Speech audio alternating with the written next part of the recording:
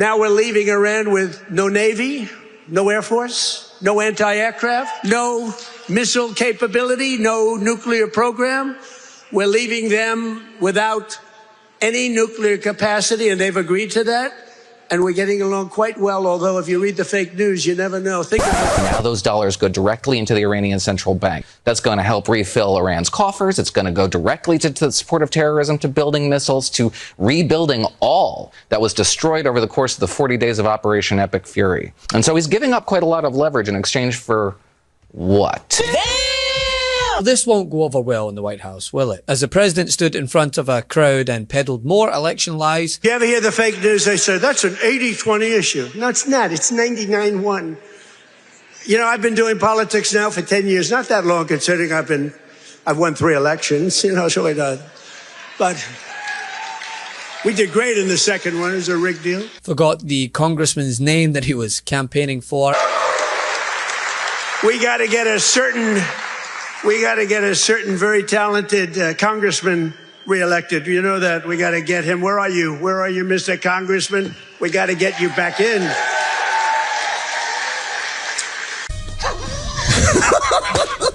And asked a UFC fighter on the front row if he could beat a woman. Yes, really.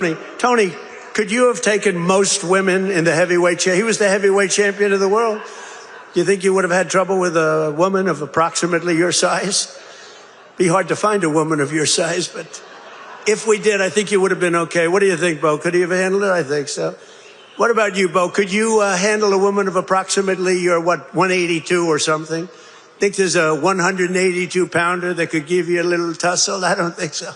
I don't think so. He's such a nice guy. You say, no, not really. I don't think so.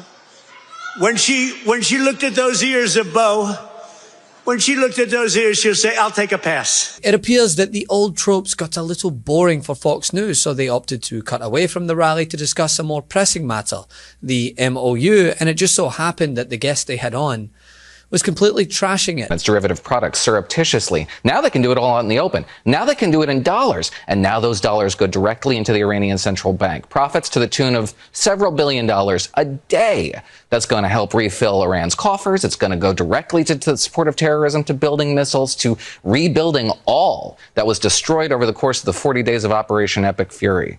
And so he's giving up quite a lot of leverage in exchange for what? So, I mean, the only reason why you would have to... Now, this isn't the first time that Trump's Iran victory lap has run straight into a brick wall on his once favorite network. A hell of a lot of criticism has come from inside Trump's safest media space.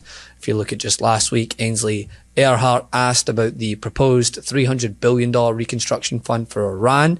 Her question was pretty blunt. Who's paying this money and why would they do it? You hear what the president says. He says their Navy is at the bottom of the water. The Air Force is done. They've been degraded in missiles. However, we see Iranian missiles fire at U.S. bases and fire at ships. They're saying that the strait's going to be open completely. Iran says something differently in how they talk about it. Yeah. They're talking about still controlling the strait. And so the question I think the president may be discussing with our G7 partners is whether we can independently control the strait ourselves going forward so that Iran cannot in the future extort us. One of Trump's favorites, Brian Kilmeade, raised Trump's reversal on Iran's ballistic missiles and discussed it on the panel. Trump had previously projected that Iran would not be allowed to preserve dangerous military capacity. Now he's gone back and forth saying that Iran may keep missiles because neighboring countries also have them. See how it all goes. I think it's going to go well, but we'll see. So I will see you guys at Versailles. Can I follow up quickly on something you said at the press conference? You said you don't mind Iran having ballistic missiles. Can you elaborate on that? I want to make sure we understand your position. No, I'm saying that if other countries have them, it's a little bit unfair for them not to have some. A few moments later. Now we're leaving Iran with no Navy, no Air Force, no anti-aircraft, no missile capability, no nuclear program. We're leaving them without any nuclear capacity, and they've agreed to that. And we're getting along quite well, although if you read the fake news, you never know. Think of it. The fake news, they have no army, they have no navy, they have no air force, they have no anti-aircraft. We can fly over Tehran just at will. Nobody going to do anything to us. And then I read the fake news that they're doing quite well. This will go down as a tremendous foreign policy blunder. Iran ends up stronger.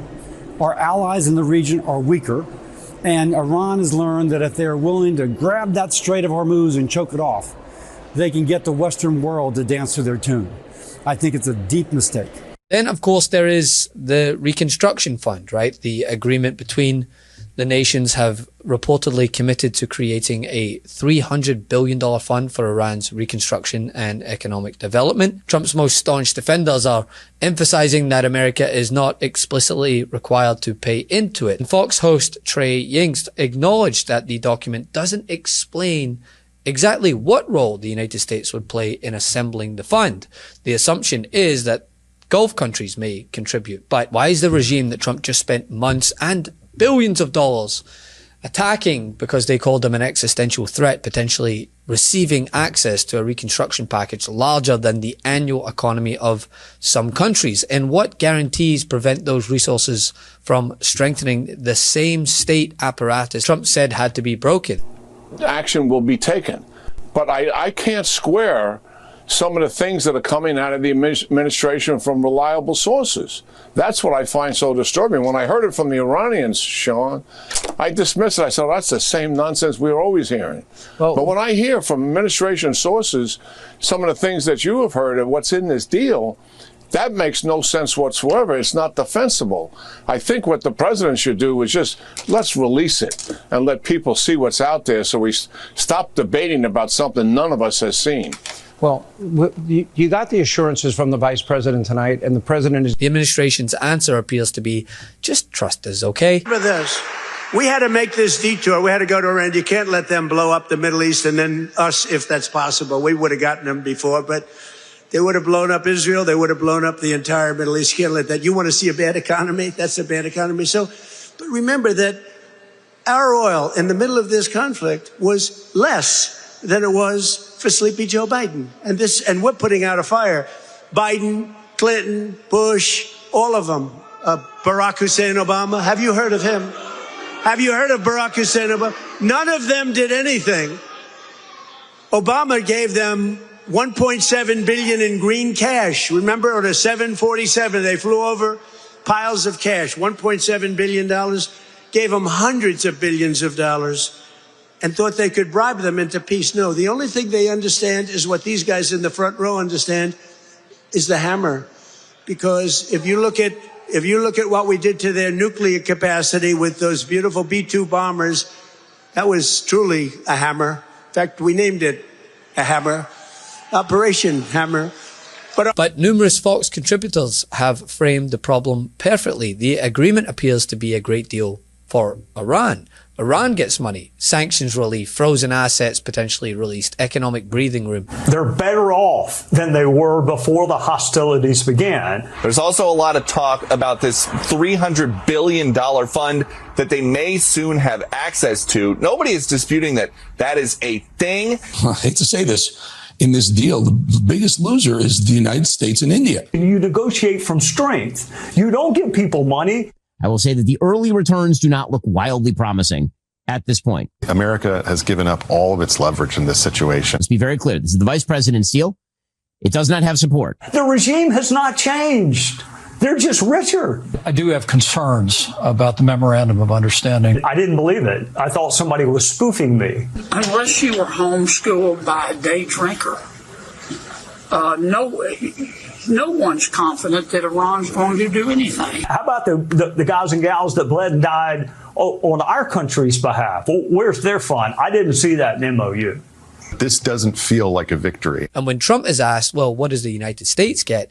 He attacks the network who are asking the questions and doesn't provide any sort of clear direction other than America gets the Strait of Hormuz reopened, which was already open before this conflict, and apparently it just opens on some days but then closes on others. But America gets a ceasefire. Well, on some days. It appears that America gets future negotiations after Trump declared victory several times already in the past. Now we will move toward negotiations with regard to Iran on the nuclear deal. And based on our understanding, if the deal sticks the way it is, they'll go for a period of 60 days. What do they get from that? We don't know. We know what the Iranians have done for years. They delay and delay and delay. And is it 60 days, or does 60 go to 90 and 90 to 120? That's why, in a way, that's why if the DocuSign blockchain idea of signing the document the other day, the MOU worked, I'd postpone a photo op until after the 60 days. Because if it's a wait and see period to see how that goes, I would wait and say you don't get rewarded with the photograph until that's in place. Trump has sold this conflict as a chance to strip Iran of dangerous military power. But now he's saying that Iran may retain missiles because other countries possess missiles too. So when Trump is back ranting and raving on the campaign trail about how successful this whole war was, and Fox News are the ones who are opting to cut from it to air further critique of his Iran deal, it just shows that the cracks are getting deeper. Want to stay plugged in? Become a subscriber to our Substack at MeidasPlus.com. You'll get daily recaps from Ron Filipkowski, ad-free episodes of our podcast, and more exclusive content only available at MeidasPlus.com.